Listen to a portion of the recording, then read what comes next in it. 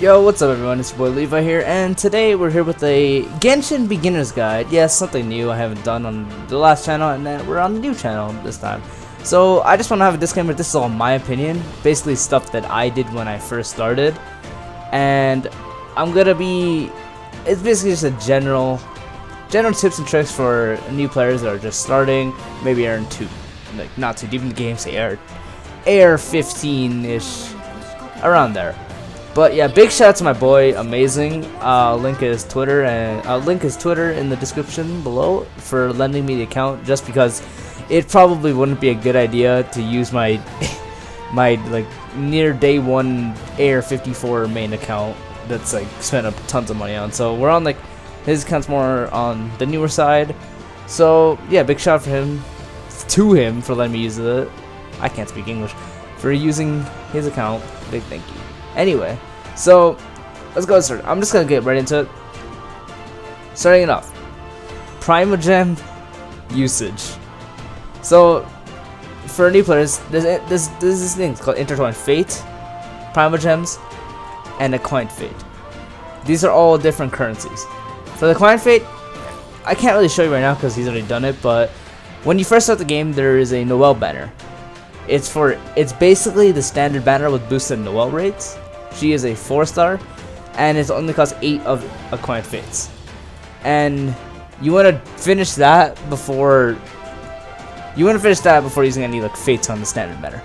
I'm just gonna go ahead and say that right now. Make sure, because it's basically it's literally just a standard banner. And as for Acquaint Fates, you can only use that on this banner. So if you ever get them, you might as well use it on here. And I should also talk about how pity works. So there's pity in this game. At your 90th summon, which is the 9th multi, so the 90th character, you're guaranteed a 5-star. But there's a thing called soft pity, where I don't know what the percentage is, but at the 75th character, so basically 7.5 multis, your 5-star chances go high. I don't know how it really works, but you have significantly higher chances to pull a 5-star, and that's why it's really recommended to, like, if you're free to play and you're trying to hold as much Primogems as you can, it's recommended to go to like 70 and then just start doing like singles. Or you could do singles. Like singles and multis, they're not different in this game. Like every 10 you'll guarantee 4-star, you can get a 5-star on the banners. But yeah, as for Intertwined Fates go on the limited banners or the weapon banners. The weapon banners right now, as you see, Jade Cutter and Primordial Jade is out right now. And my opinion, if you're a new player, don't go for this banner. This banner has a lot of risks. Like, it's your first 5-star is 50-50. It could be one of these. It could be any of like the 5-star weapons that are out. So it's not really that worth it. Plus, in early game, you don't really need these ultra powerful 5-star weapons. As for Intertwined Fates, I mostly recommend you use them on the limited banners. Right now, if you're free to play, if you're new to the game, I would recommend you kind of summon this banner, because Keqing is very, very, very good. Like, her charge attacks are insane. Her Electro is not that powerful right now, but she is Keqing is like, her charge attacks, her elemental burst, her elemental skill, all of them are very powerful. On the bright side, you got Ningguang as a boosted 4-star. She does a lot of damage, very good GO DPS. Barbara, she's everyone's go-to healer if you don't really have Chi-Chi or like say Jean or something. And Bennett is, in my opinion, the best 4-star in the game. He boosts damage with his ult, he heals with his ult, and he is overall just very, very good. But as for Primogems, like say if you don't want to summon, it's really, as a free to play or something, you definitely want to hold on to these. Primogems are very, very valuable. If you're not pay to play, they can be, unless you're like going up in the game and you have like all these events to do, they're pretty hard to come by after you hit like game end content and you're on like artifacts and such. Alright, but that's basically it with the summoning. Next topic, we'll go ahead and talk about the artifacts. Please do not worry about artifacts until you're about AR 45. Literally until AR 45. At AR 45, which is like, I don't know what world level that is, but let's see, 1, 2, 3, 4, 5. It's like world level 5 or something. And with that, you'd want to prioritize, before you hit AR 45, you'd want to prioritize the substats on your artifacts. Do not worry about sets. It's always substats over sets. Please do not worry about substats. Like, I mean, don't worry about sets like I did, because when I started the game, I don't know what it was, but I really was worrying about the set bonuses. But as a new player, the really good subsets on like 4-star, 3 stars will get you by. And at Air 45, you get guaranteed 5-star runs in domains, which is where you want to start using your fragiles. And yeah, basically your fragiles, because that's all you can really use for resin reset, unless you use Primogens, which I do not recommend. I do not recommend that at all, unless you're pay to play. But otherwise, I do not recommend it. But yes, for artifacts, prioritize this. The main things, if you're going for DPS units like Beto, well, Beto's a different story. Let me use it on someone more reasonable. All right, what's someone more reasonable? Let's talk about Venti. Venti, he's not a DPS, but he's a support, and a Nemo support. So with the Nemo support, let's say with Venti here, you'd want to mostly build energy recharge, crit rate, crit damage. The thing with Venti, with crit rate and crit damage, is because with the amount of energy recharge you can get with him, with his main stat upgrade and the normal weapon you run on him, which is the, what does that call it? It was either it's Skyward Harp is his best, and then you just got the Favonius Warbow. Both those weapons give energy recharge, which gives him a lot. So yeah, that's why you want a crit rate. Crit damage works really well on him, because you can get a lot of damage while getting your ult back basically every ult. That's why he do so much. But in general terms, you normally, most DPSs would go, yeah, these two you can't change the main sets. You normally go attack their respected type, Anemo, like say for Zhao, for the cup you'd want a Anemo damage bonus, and here you'd want to go for crit rate or crit damage. Like, crit rate is very good for people, say, like Kaching. If you don't have the Primordial Jade Cutter, that is. Crit rate would be very good on her because she has crit damage as a main stat. But yeah, it's the same thing. Like, with D-Luke, you'd probably want crit damage on this because he gains crit rate.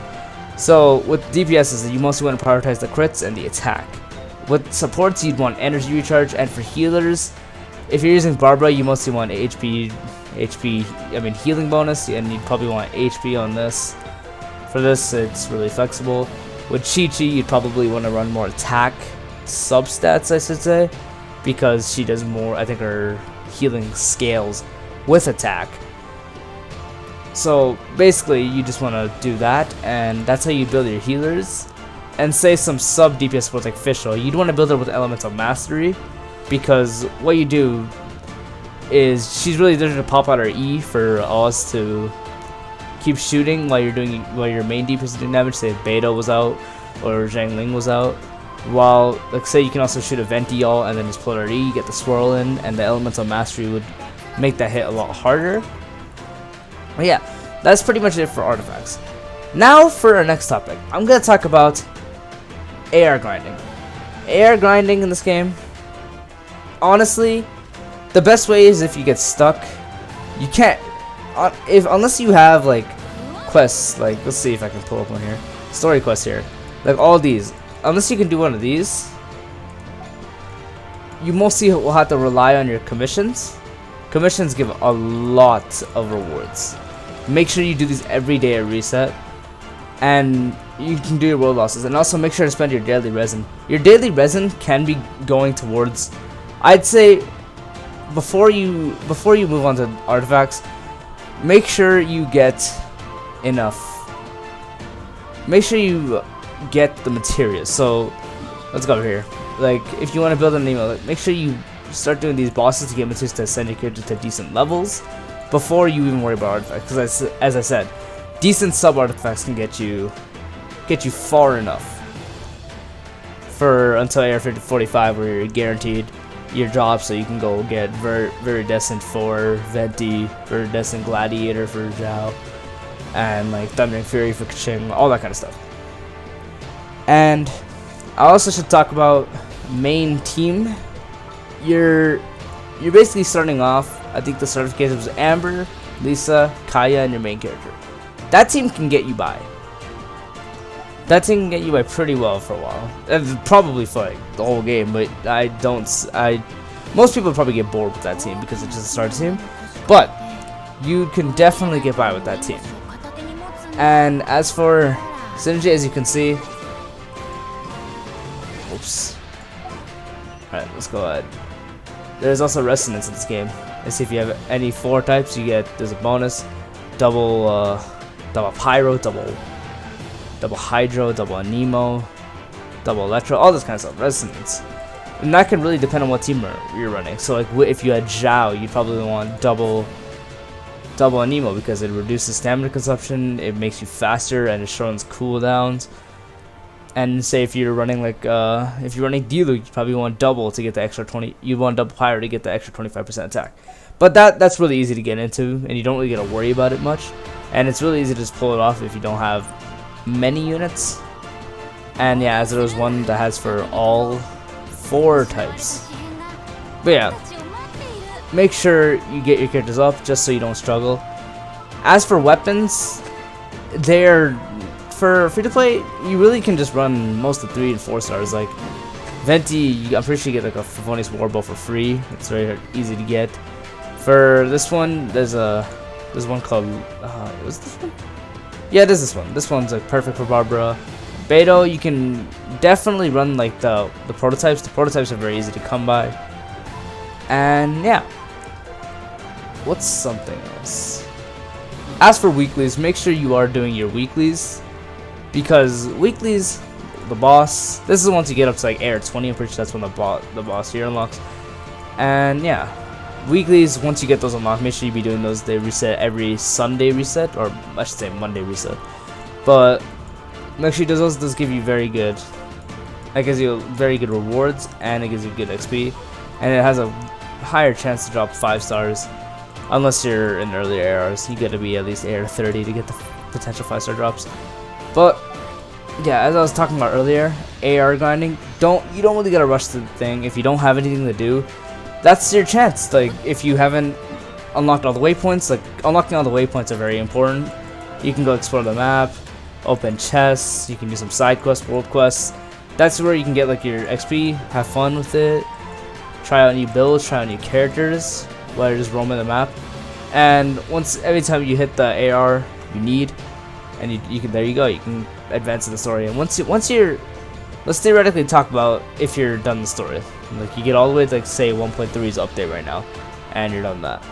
At the end game, by the time you hit the end game, you should be like AR 45, AR 50.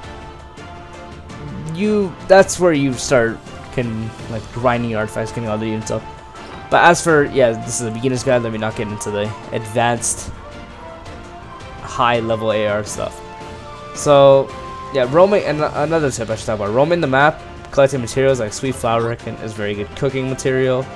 Berries, I still don't know what berries are for, they're just kind of there. And there's a lot of essential materials like Snapdragon. There are like Cecilia flowers for like anemo characters like Venti and stuff. Those are very good. I really recommend you pick those up.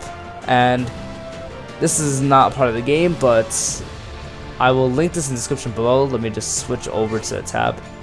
Alright, we're here at the Genshin Interactive Map. This is a website, completely free to use. I'm pretty sure all you gotta do is just sign in, which is not that difficult. But see, it's got the whole map, and on the left here, you can see it's got every material.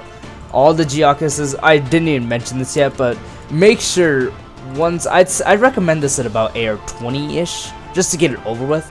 Collect all the Entomoculuses and Geoculuses. This will get you, they give you Primer Gems, lots of AR XP. It's good for your handbook. Handbook is very good as well. I'll talk about that right after this. And it's best to get it over with. Like, for me, I was very lazy with Geoculuses, and I didn't do that till it was like barely a week ago. It's been like 8 days since I actually finished this. But that's besides the point. As you see, it lists the world quests that they are, the statue of the 7, but you can see those on the map.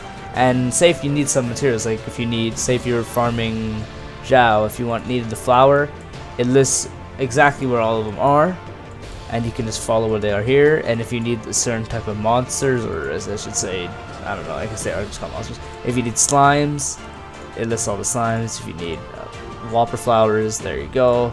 Ruin hunters, ruin guards, all that. And yeah, this website is very, very helpful. I've used this a lot, and I definitely recommend doing it. I'll link it at the top of the description below.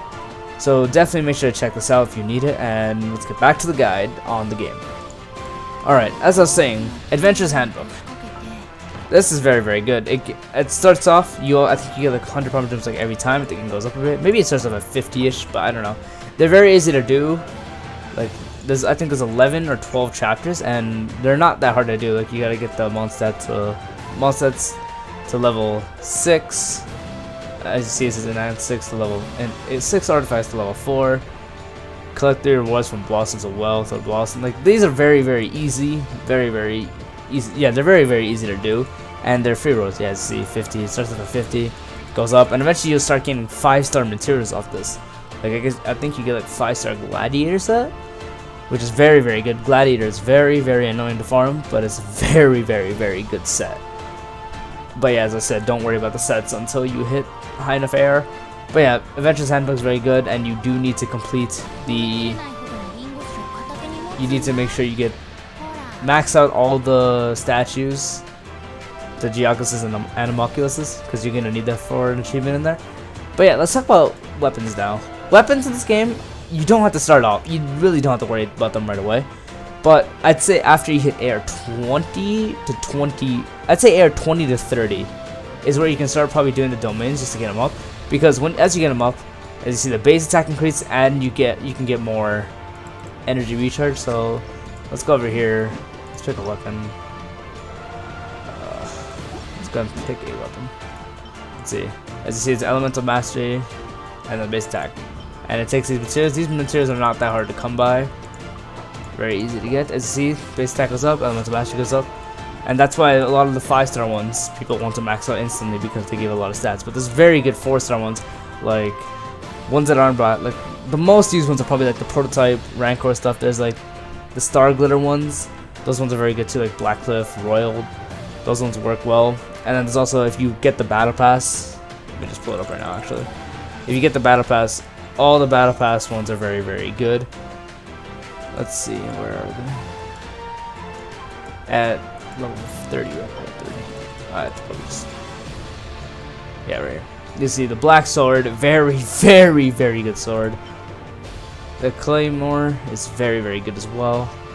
Effects it does. I can't really say much about this because I've never used it. The bow is very, very good for someone like Child, and this deathmatch is very good for Zhao. But yeah, that's if you get the Battle Pass, which is locked behind a paywall. So that's if you want to get into the pay-to-play side. And if you guys want a pay-to-play-ish kind of view of this game, definitely let me know in the comments, and I'll definitely cover that. And as for the last thing, take your time. There's no rush to get up. There's no rush. You just play this game at your own pace. Do not burn yourself out. If you burn yourself out, you can end up quitting at like AR 20, AR 25, because there will be stops where you gotta like roam around the map, getting that Animoculus and stuff to get your AR up, just so you can unlock the next quest. Do not burn yourself out. Play at your own pace. Don't act like a competition. It's best to enjoy this game and how beautiful it is and how fun it is, just by running around and doing your own thing. But yeah, that is pretty much it for the beginner's guide. This is all my opinion, so if you guys want to add something, definitely comment down below, and I would love to hear what you guys think as well. But to everyone who watched, thank you so much, and I will see you guys next time. Peace out.